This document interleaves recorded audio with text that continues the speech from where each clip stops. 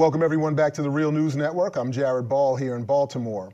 We are joined again by Kali Akuno, veteran activist of many formations, but who joins us today to talk about a new film he's working on, An American Nightmare, Black Labor and Liberation.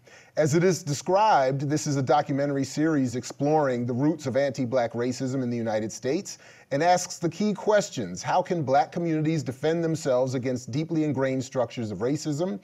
And how can they build collective resistance and unite with people of all races, nationalities, and ethnicities to root out racism, white supremacy, and dismantle the structures that make them necessary?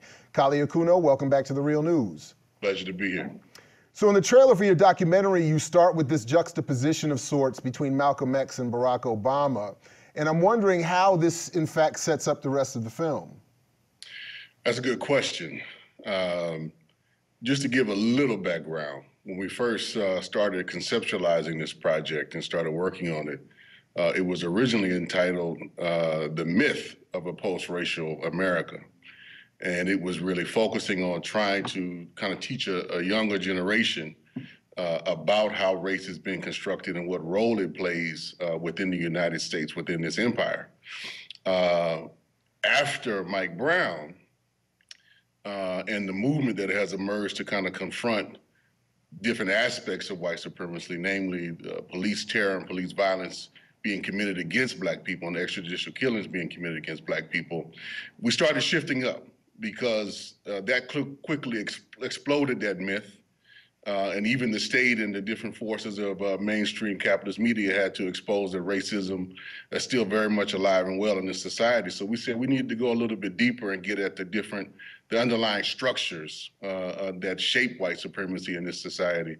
And so what we're really trying to do with this juxtaposition of Malcolm and Obama there is really follow up on that clip by Sister Molina, who's saying that many people thought in 2008 that a particular historic kind of turnabout had occurred and that Black people had arrived at some kind of new pinnacle with Obama's election.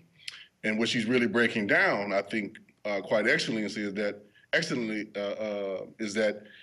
even if Malcolm X had been elected, the U.S. empire and the U.S. presidency is what it is.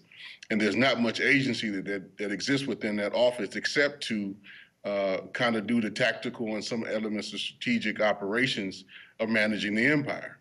And so what we really want to set up is that, you know, we have to look at the United States on a much deeper level to understand what this project is about, where it's going, and where African people in particular fit into it.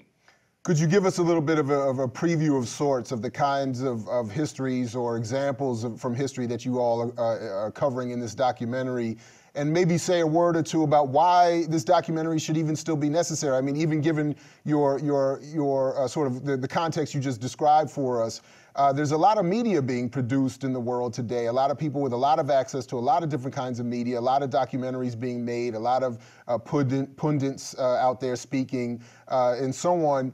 So if you could talk a little bit about the gaps that this documentary is intending to fill. Mm-hmm.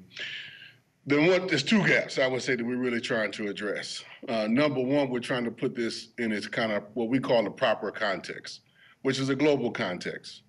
And that the enslavement of African people and their capture and being brought to the United States, that was always a global project. And that we exist within a kind of a global international context, and we have to look at our situation relative to that global context. Now, what does that mean? That we have to look at, what we're arguing for is we have to look at kind of a world in crisis, not just a society in crisis, but a world in crisis, wherein the system has reached a point where there are millions of folks that it's trying to dispose of and having a very hard time doing that. So we're facing crisis after crisis, or seeing crisis after crisis. You know, the refugee crisis, the migrant crisis, the crisis of chronic unemployment on a global scale, and then trying to situate where Black people in the United States fit into that picture. And we have to try to draw some elements of that picture out so you see where you fit in to kind of this global piece, so you understand that the system does not have the capacity right now to offer a great number of jobs and distribute wealth in a particular manner, and that most of our demands, particularly those of the 20th century, have always kind of been about how do we distribute the wealth and how do we kind of take more of it from, recover the surplus, the capital is stolen, and what how the state distributes that, and that we're saying that we have to make a new focus to understand where we are at in this kind of global moment and why we're seeing, millions of people being migrating from Central America and South America and Africa and Asia, and all these people on the move, and how the whole world is kind of in a state of upheaval and has been majorly disrupted. And we have to look at the extrajudicial killings and the things that the people in the street are focusing on within that context. So one, kind of really drawing the global picture is a key piece. The other piece that we really want to try to expose and get at is a shift away from the kind of historic emphasis that you see in a lot of documentaries and a lot of academic works, about the Black liberation movement in this country, which is focused on the attainment of equal rights within the system. And there's often kind of an ignoring, if you will, of what is the material foundation that is structured not only the U.S. as a settler colonial project, but where African people fit into that. And you understand how our labor has continually been expropriated, stolen, and then how it's deemed and how our lives are then deemed valuable based upon the profit motive, basically, and where we kind of fit into that structure. So we're trying to expose those two things to really educate a younger generation and get folks to kind of think, from the local to the global and back in how we form our strategies and how we execute and build a plan for liberation.